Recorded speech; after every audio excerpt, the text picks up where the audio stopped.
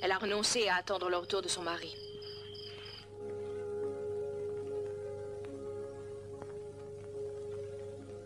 Je l'avais reconnu, mais de ses deux mains, il m'a fermé la bouche. Il m'aurait pris la vie si je l'avais trahi, Pénélope.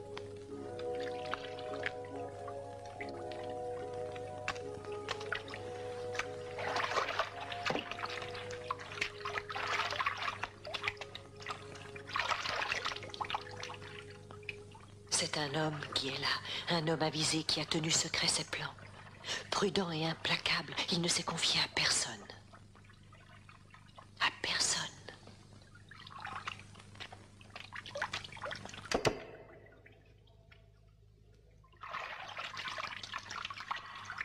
Comme celui qui, après une nuit de cauchemars peuplés, Se réveille au matin les yeux écarquillés. et aussitôt oublie les dangers.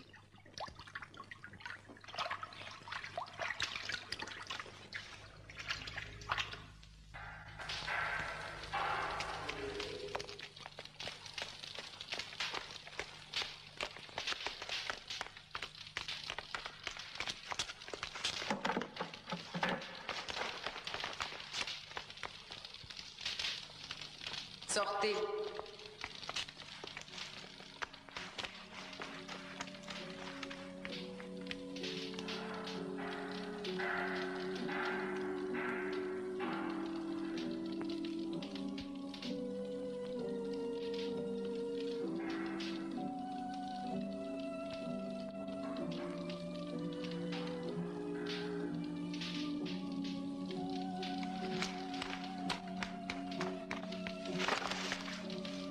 Tu es vivant.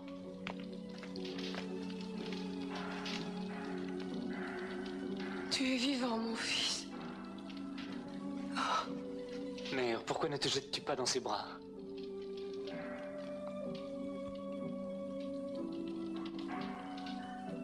Dans les bras d'un inconnu, pourquoi? Un inconnu? Que veux-tu dire, mère? C'est un inconnu pour moi. Mon fils. Hier, il n'était qu'un gueux pour moi. Un mendiant. C'est ce qu'il a dit. Il s'est présenté ainsi. J'ai cru que mon mari était revenu. J'ai cru voir Ulysse. Il m'a dit s'appeler Aïton de Inossos. Je voyais devant moi l'homme que pendant 20 ans, patiemment, j'avais attendu.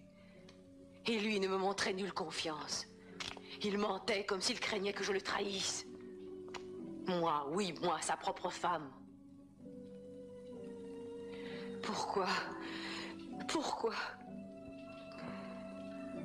Et je ne lui ai rien demandé. Je me suis tue. Je n'ai rien voulu dire, car tout dictait à la femme d'Ulysse d'être forte. Mais de voir encore cacher son bonheur quand 20 ans de patience sont finalement récompensés. Voyait-il donc si peu la preuve de ma constance? Cette preuve, tu l'as. C'est à moi maintenant d'exiger une preuve. Entre époux, il existe certaines marques bien à eux que nul ne peut connaître. S'il est vraiment Ulysse, il saura me convaincre. S'il est vraiment Ulysse, il trouvera une marque secrète qui me fera voir qu'il n'a pas oublié les années où il n'aurait pas mis en doute ma foi. Fais qu'on prépare un lit, ma reine. Je suis là, épuisé. Donne l'ordre. Mon lit. Qu'on prépare vite le lit d'Ulysse et qu'on l'apporte ici. Qui pourrait déplacer ce lit, Pénélope? Je l'ai creusé moi-même dans un tronc d'olivier. Tu ignores, Télémaque, mon fils, ce qu'il signifie pour nous. Cet olivier de l'enfance, ta mère l'avait vu grandir chaque année. Elle voulut que dans son tronc superbe, je taille notre couche. Ensuite, j'ai bâti autour du bel olivier les murs de la chambre nuptiale. Je fis le toit, les portes et toute la maison. J'étais jeune alors. Tu n'étais pas né, mon fils.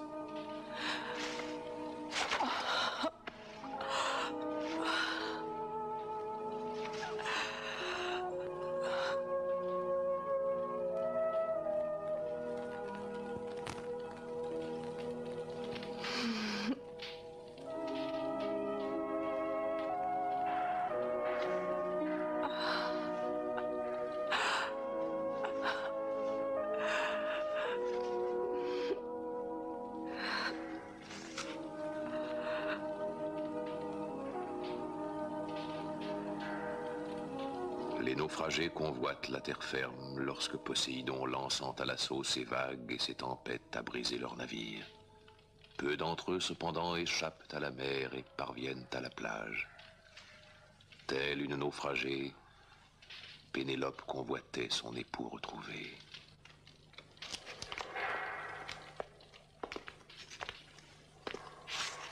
Ulysse, il te reste un autre devoir à accomplir.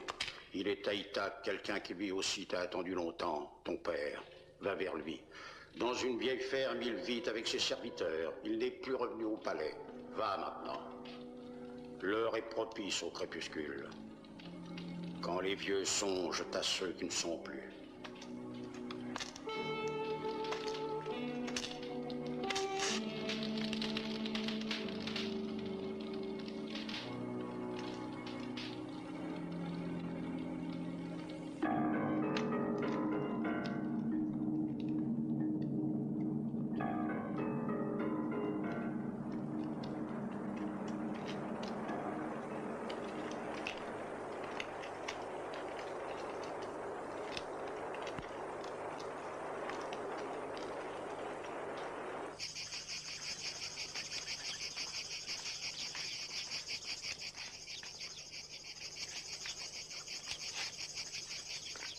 Attendez-moi ici.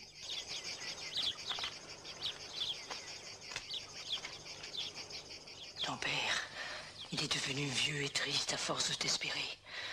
Dans la ville aujourd'hui, il ne veut plus descendre. Restant dans les champs avec les serviteurs, il vit tel un sauvage, sans autre compagnie. Il s'étend en hiver et dehors à côté de l'âtre, et en été sur les feuilles d'olivier, en soupirant après la mort d'Ulysse affalé et sénile, et la nuit le surprend ainsi. Venez.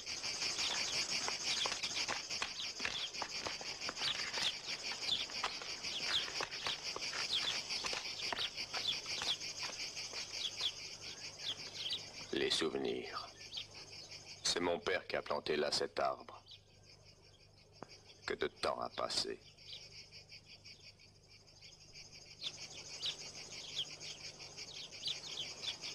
Oui. Mais s'il fallait le couper, eh bien je le ferais.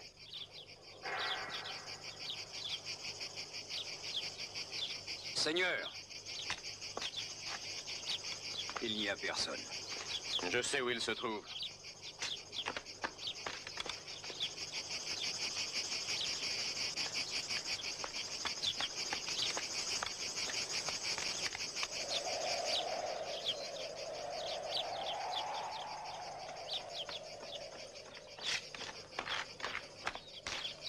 Père, mon fils, c'est toi, c'est bien toi. Lève-toi. Non, non. Mon fils, tu es finalement revenu.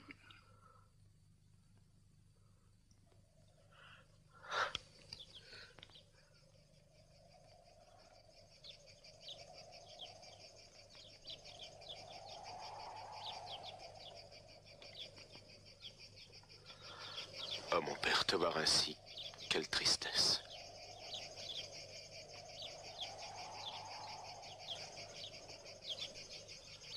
Je fus roi, c'est vrai, et les uniques restes de ma grandeur d'antan sont ces peaux qui évitent à mes mains les piqûres des épines. Mais j'ai pu garder un autre privilège. Vois. Cette belle lame, c'est du bronze solide. C'est tout ce qu'il me reste de mes armes de guerre, mais elle me fut utile pour enlever des champs les pierres et pour cultiver. Je crois que tu auras d'autres occasions encore de bien mieux t'en servir. Je suis allé au palais.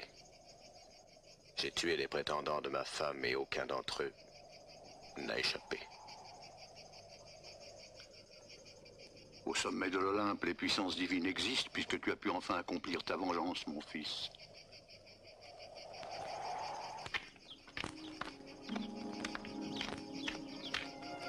Les serviteurs préparent un bain pour Laerte.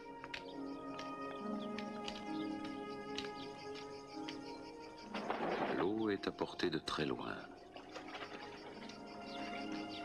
Pendant ce temps, Télémaque, Eumée et Philoétios surveillent la maison.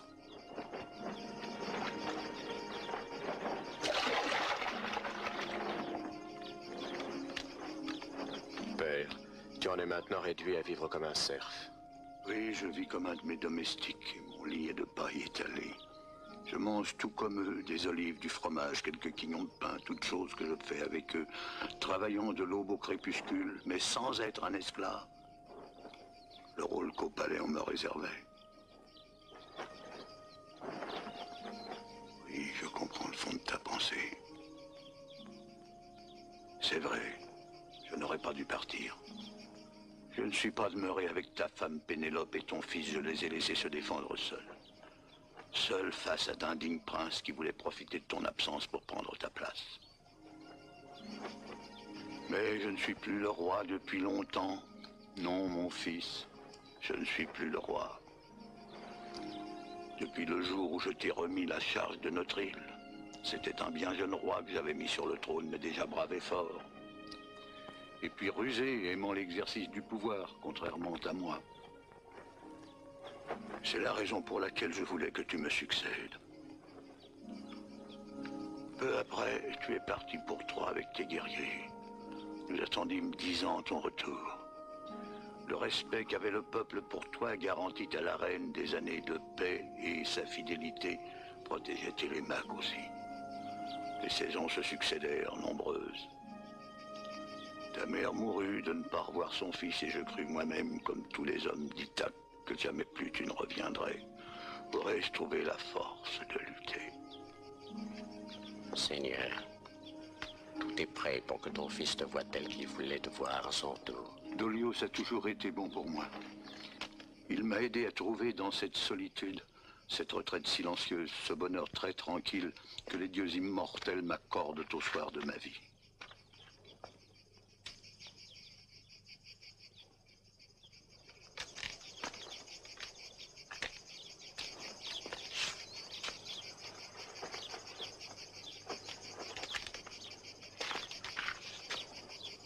Père, tu as conservé ta tunique de roi. Il faudra la remettre pour combattre à nouveau. Le mauvais sort l'a ramené en notre île d'Ithaque. D'où vient-il? Maudite Pénélope qui a laissé l'illusion et l'espoir s'installer. C'est l'espoir qui a fait que nos fils l'ont courtisé. C'est l'illusion du succès. Il a débarqué de l'autre côté de l'île, près de la demeure du porcher. Les servantes l'ont vu arriver. Et son fils Télémaque a lui aussi pris pied sur la rive opposée en revenant de Pylos. Oui, certainement, on l'avait prévenu. Puis ils vinrent chez la reine. Ulysse était vêtu de haillons. Comme un mendiant, il s'appuyait sur un bâton. Personne ne savait bien sûr que c'était lui. Et tous nos jeunes gens se plurent à plaisanter le gueux ainsi qu'un quelconque mendiant. Mais lui, d'un cœur de fer, supporta toutes les insultes. Et enfin décida et le jour et l'heure. Avec Télémaque, son fils, il cacha les armes qui se trouvaient dans la salle. C'est alors que Pénélope, l'hypocrite femme, offrit aux courtisans d'être à celui qui parviendrait à tendre la corde d'un arc qui appartenait à Ulysse. Aucun des jeunes gens ne réussit à tendre l'arc de corne. Ulysse seul y parvint.